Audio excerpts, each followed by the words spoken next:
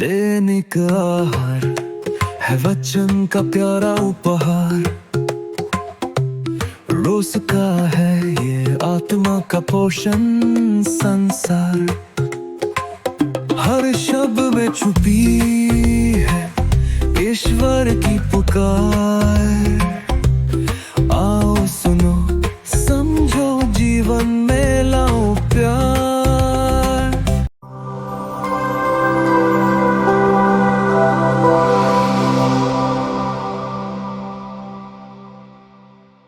ख्रिस्त में मेरे प्रिय भाइयों तथा बहनों, हम सभी चालीसा काल के प्रथम सप्ताह में हैं। आज के सुसमाचार में हम देखते हैं कि भीड़ प्रभु यीशु से चिन्ह मांगते हैं। यीशु से चिन्ह मांगकर उनका उद्देश्य उन पर विश्वास करना या उनकी आराधना करना नहीं था, बल्कि वे उनकी परीक्षा लेना चाहते थे। तब प्रभु यीशु उनसे कहते हैं कि नबी योनस के चिन्ह के सिवा इस पीढ़ी को और कोई चिन्ह नहीं दिया जाएगा। कई बार हम भी उन्हीं लोगों के समान व्यवहार करते हैं। हम प्रभु में पूर्ण विश्वास करने के बजाय संदेह करते हैं और उनसे चिन्ह मांगते हैं, मानो चमत्कार देखने के बाद ही विश्वास करेंगे। लेकिन विश्वास चमत्कार पर नहीं बल्कि ईश्वर के वचन पर आधारित है। संत थॉमस एक्विनस कहते हैं, जिसके पास विश्वास है उसे किसी स्पष्टीकरण की आवश्यकता नहीं होती, और जिसके पास विश्वास नहीं है उसके लिए कोई भी स्पष्टीकरण पर्याप्त नहीं होता। प्रिय भाइयों और बहनों, नबी योनस का 3 दिन मछली के पेट में रहना और तीसरे दिन जीवित बाहर आना, प्रभु यीशु के 3 दिन कब्र में रहना और तीसरे दिन मृतकों में से जी उठने का प्रतीक है। जिस प्रकार योनस निनवे नगर के लोगों के लिए एक पश्चाताप का चिन्ह बना और उनके उपदेश को सुनकर लोगों ने अपने पापों से मुड़कर ईश्वर की ओर लौटने का निर्णय लिया, उसी प्रकार प्रभु यीशु भी हमें पश्चाताप के लिए बुलाते हैं।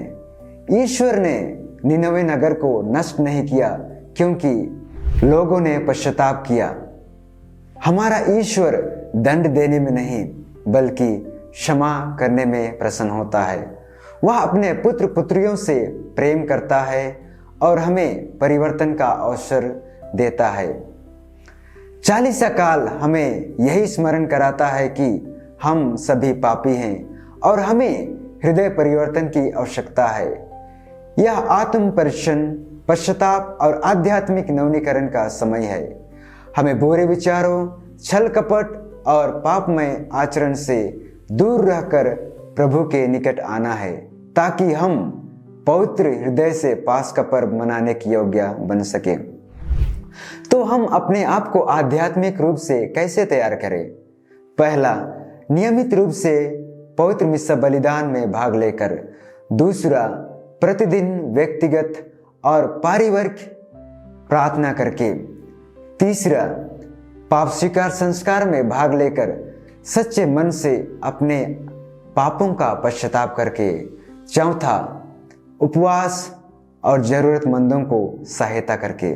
प्रिय भाइयों और बहनों, पाप कभी कभी हमें आकर्षक लगता है। वह एक क्रेडिट कार्ड की तरह है, अभी आनंद देता है पर उसका मूल्य हमें बाद में चुकाना पड़ता है। इसलिए बेहतर यह है कि हम समय रहते अपने पापों का त्याग करें, इससे पहले कि पाप हमारे जीवन को नष्ट कर दे। तो आइए इस चालीसा काल में हम गंभीरता से आत्मचिंतन करें, सच्चे मन से पश्चाताप करें और मिस्सा पूजा, बलिदान, प्रार्थना तथा पाप स्वीकार संस्कार के माध्यम से पवित्र जीवन जीने का संकल्प ले। इस कृपा के लिए हम प्रभु से प्रार्थना करें। आमीन।